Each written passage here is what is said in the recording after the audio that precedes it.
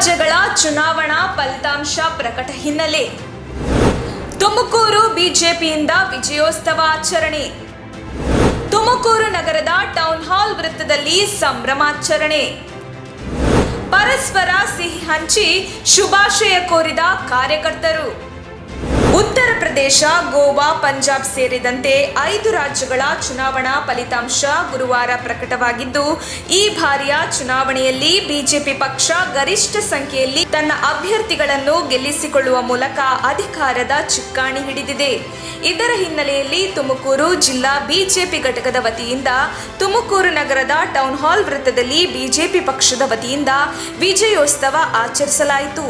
ತುಮಕೂರು ಜಿಲ್ಲಾ ಬಿಜೆಪಿ ಘಟಕದ ಅಧ್ಯಕ್ಷ ಲಕ್ಷ್ಮೀಶ್ ರವರ ನೇತೃತ್ವದಲ್ಲಿ ನಡೆದ ವಿಜಯೋತ್ಸವ ಕಾರ್ಯಕ್ರಮದಲ್ಲಿ ಮಾತನಾಡಿದ ಅವರು, ಹಿಂದೂ ವಿರೋಧಿ ಹಾಗೂ ದೇಶ ವಿರೋಧಿ ಕೃತ್ಯಗಳ ವಿರುದ್ಧವಾಗಿ ಹೋರಾಡಿದ ಬಿಜೆಪಿ ಪಕ್ಷಕ್ಕೆ ಈ ಬಾರಿ ಮತದಾರರು ಒಲವು ತೋರಿದ್ದು, ಈ ಮೂಲಕ ಮತದಾರರು ವಿರೋಧ ಪಕ್ಷಗಳಿಗೆ ತಕ್ಕ ಪಾಠವನ್ನು ಕಲಿಸಿದ್ದಾರೆ ಎಂದರು.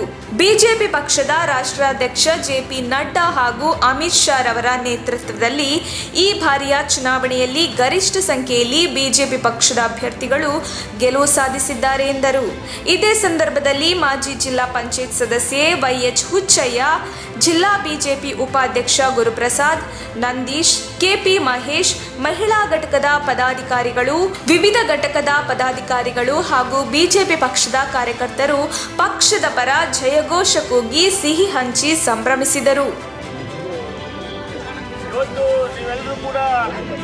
ಬಹಳ ಸಂತೋಷವನ್ನು ಹಂಚಿಕೊಳ್ಳೋದಕ್ಕೆ ಇಲ್ಲಿ ವಿಜಯೋತ್ಸವವನ್ನು ಆಚರಣೆ ಮಾಡ್ತಾ ಇದ್ದೇವೆ.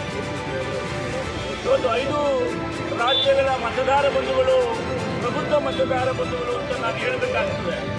ಕಾರಣ ಇಂಥ ಯಾವ ಕಾಂಗ್ರೆಸ್ಸು ಮತ್ತು ಇತರೆ ಪಕ್ಷಗಳು ಏನಾದರೂ ಮಾಡಿ ಭಾರತೀಯ ಜನತಾ ಪಾರ್ಟಿಯನ್ನು ಈ ಚುನಾವಣೆಯಲ್ಲಿ ಮಣಿಸಬೇಕು ಅಂತ ಏನು ತೀರ್ಮಾನ ತಗೊಂಡಿದ್ರು, ಅದನ್ನು ಮಣಿಸಿ ಇವತ್ತು ಭಾರತೀಯ ಜನತಾ ಪಾರ್ಟಿ 4 ರಾಜ್ಯಗಳಲ್ಲಿ ಅಧಿಕಾರ ಹಿಡಿಯುವಂಥ ಒಂದು ಶಕ್ತಿಯನ್ನು ಪಡ್ಕೊಂಡಿದೆ.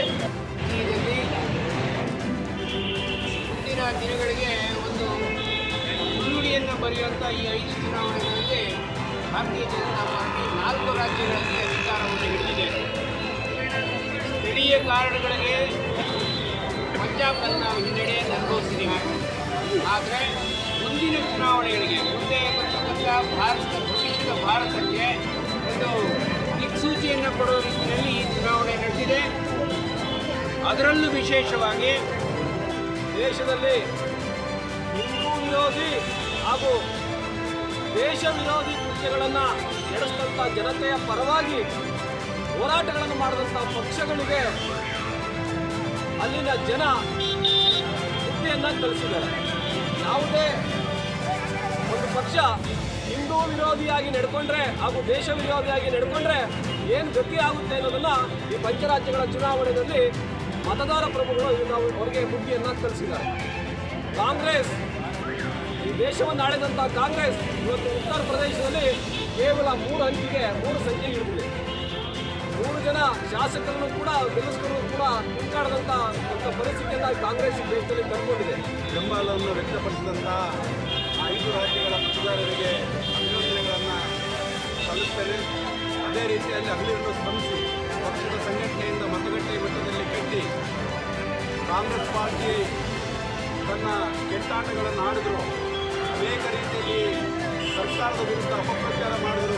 ಅಲ್ಲಿರ್ತಕ್ಕಂಥ ಮುಖ್ಯಮಂತ್ರಿ, ಪ್ರಧಾನಮಂತ್ರಿಗಳ ವಿರುದ್ಧ ಇಲ್ಲಸಲ್ಲದ ಒಂದು ಆರೋಪಗಳನ್ನು ಮಾಡಿದ್ರು ಕೂಡ ಅವೆಲ್ಲವನ್ನು ಮೆಟ್ಟಿಟ್ಟು ಇವತ್ತು ಅಲ್ಲಿ ಅಭೂತಪೂರ್ವವಾದಂಥ ಗೆಲುವನ್ನು ಕಾರ್ಯಕರ್ತರಿಗೆ ನಾವೆಲ್ಲರೂ ಕೂಡ ಅಭಿನಂದನೆಗಳನ್ನು ಸಲ್ಲಿಸಬೇಕಾಗ್ತದೆ.